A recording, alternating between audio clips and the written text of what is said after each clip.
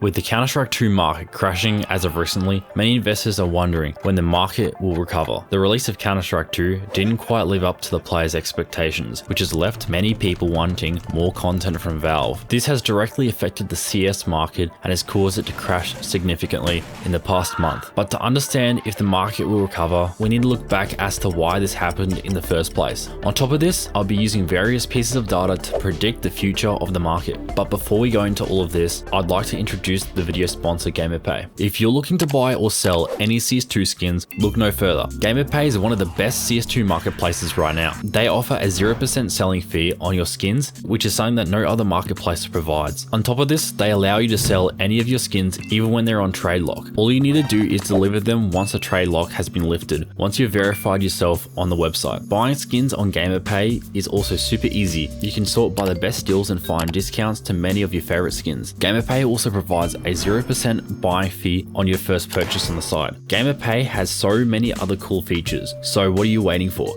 Click the link in the description and start buying and selling today. Now, to understand how the market crash began, we need to go back to the reveal of Counter-Strike 2. When the game was first announced, expectations for the game were exponentially high. Because the game wasn't advertised as just CSGO on Source 2, but instead an entirely new game, everyone expected many new features to be released with the new game. With this assumption in mind, investors were quick to stock up on these items in the CS market in preparation for Counter-Strike 2's release. Many high-tier items were being hoarded from players, as investors were expecting CS2's new features to increase the demand for these items, which would only cause them to increase in price. A month after the announcement of Counter-Strike 2, players were finally being invited to the CS2 beta. With the game's new lighting and models, it enhanced many skins, especially knives. This caused even more FOMO within the CS market, as expectations were rising for Counter-Strike 2's full release. When Valve eventually introduced more maps to the beta, optimism for the game was high, but there was one issue players had with the game. It didn't feel like a finished product. With many skins and stickers, placements being bugged out, and gameplay not feeling as snappy as CSGO, optimism started to dwindle for the game. As the inevitable summer release day of CS2 was approaching, the market was at all-time highs. Every player assumed the full release of CS2 would fix skins, gameplay, and add content all at the same time, but Valve couldn't keep up with all these expectations. When the game was released, it didn't address the broken skins, the sluggish gameplay, and it didn't even add any new content. The game was just a blank slate, and still is today. The build-up of unmet expectations caused the Counter-Strike market to crash, since not as many players were joining the game as expected. This caused no significant increase in demand for skins and items on the CS2 market, which burst the market bubble created by Counter-Strike 2's hyped-up release. As investors saw the downward market trend, they began panic selling their items, as making a profit in the current market seemed unrealistic with the current state of CS2. This leads us to where the market is today. With little faith in Counter-Strike 2, this caused less demand for items on the market. But of course, this entire situation seems to be dictated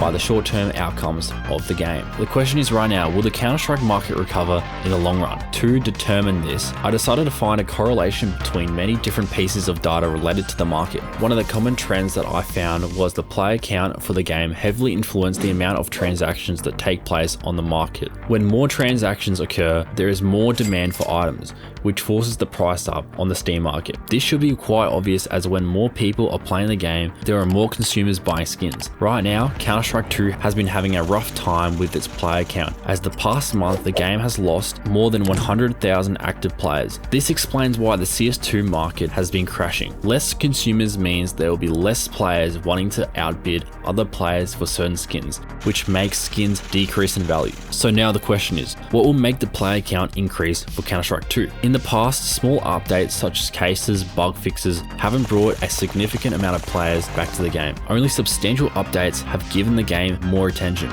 Operations are the best example of this, as to when Broken Fang was released. It caused the player count to go up to 1.2 million concurrent players in 2020. Unsurprisingly, the market saw a record amount of market transactions at the time, which caused the Counter-Strike market to explode in value. One thing to note is that the operation can negatively impact many items on the CS market in the first week of its release. This is because new items released within the operation will draw demand away from older items, which makes prices decrease in many different areas of the market. But this is usually temporary. Other updates that help the game reach higher player counts are new maps and game modes. The reason for this is because these updates incentivize players to actually actually play the game, these types of updates also help the Counter-Strike market grow, as players will want to buy skins to use in-game. Even though I seem to have found the answer to how the CS market could recover, I was still curious as to if external factors could change the CS market on a larger scale. This is when I found the correlation between cryptocurrency and the Counter-Strike market. You see, whenever Bitcoin goes on a bull run, the CS market gradually increases in value because more market transactions occur. This is more noticeable when the CS market is lower in value.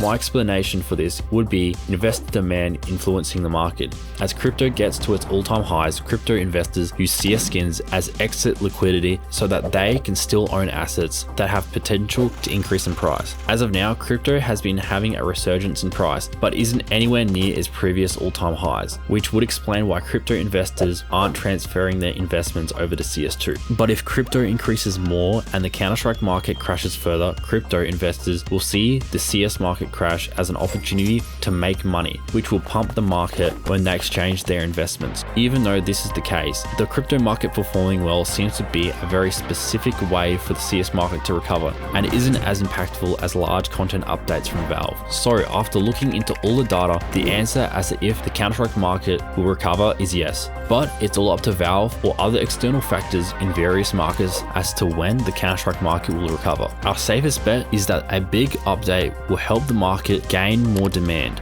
As to when we'll get a big content update, it's hard to predict, but CSGO's first operation came out 8 months after its full release. If I had to guess, we'll probably get the next operation within the next 6 months. With the amount of players wanting an operation this time around, there is no doubt that the player count will increase if one is released anytime soon. And along with that, history tells us that the CS market will start to thrive once again. Make sure to like, subscribe, turn on notifications and comment for your chance to win an AWP Pop AWP. Thanks for watching.